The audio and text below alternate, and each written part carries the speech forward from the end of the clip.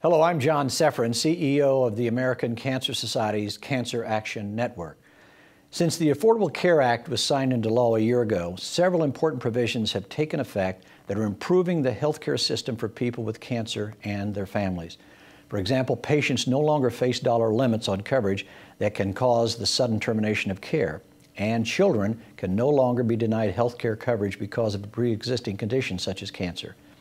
And proven prevention and early detection measures such as mammography, colonoscopy, and tobacco cessation must be covered by health insurance and offered to patients at no cost. And all 50 states now offer an insurance plan for people with pre-existing conditions who have been uninsured for 6 months or more. These provisions and many others reflect priorities adopted by the American Cancer Society and its Cancer Action Network long before the current health care debate began, and they are now improving access to quality, affordable health care. And they are helping the Society to fulfill its mission to end suffering and death from cancer. But don't take my word for it. Listen to Heather Cornick from Elk Grove Village, Illinois, and Hillary St. Pierre from Charleston, New Hampshire, inspiring people who have been profoundly helped by provisions of the law. Heather is a recent college graduate and living with stage 4 adrenal cancer. People of Heather's age used to have to search for insurance on their own if they couldn't get coverage through their job. For someone with a condition such as cancer, finding coverage was not only very difficult, often impossible. Now, because of an Illinois law that is mirrored in the Affordable Care Act, Heather can remain on her parents' health insurance plan until she's 26 years old.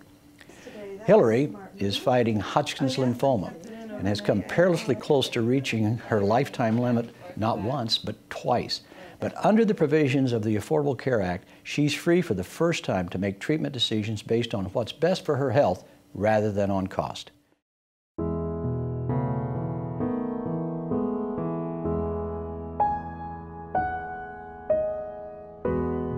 I currently work as a youth group advisor and preschool teacher. Both positions are part-time. The day I found out I had cancer was May 12, 2008.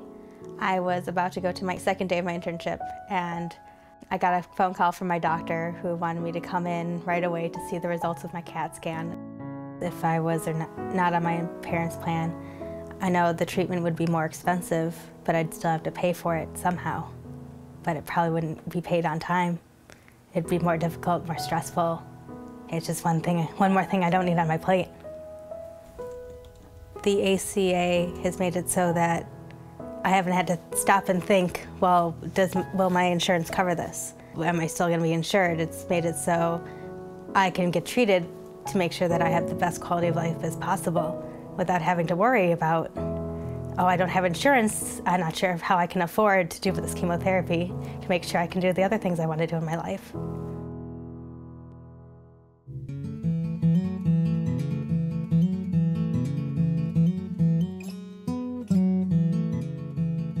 I was married and had my son, and so when I was diagnosed, I think I was as prepared as anybody could possibly be to have a cancer diagnosis in their 20s. I've been threatened with reaching the lifetime maximum twice on both my insurances.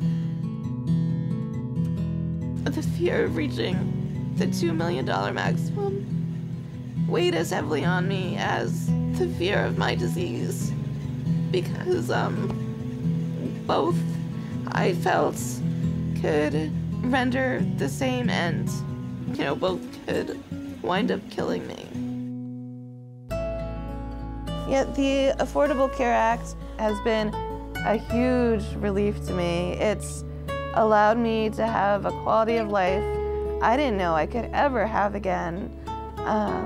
It's allowed me to think freely about my options as far as treatment, but it's also allowed me to think freely about what I can do with my family and what I can enjoy and what won't have to go to healthcare bills. These key provisions, which are now required by law, are making a life-saving difference to cancer patients and survivors. And additional provisions that will take effect in the coming years will do even more to improve access to quality health care nationwide. But our work is far from finished. The Society and ACS CAN are working hard to ensure that these provisions are implemented as strongly as possible for people with cancer and their families. And because the law is not perfect, ACS CAN is also working to strengthen it. This work is not just important, it is essential to ACS CAN's mission.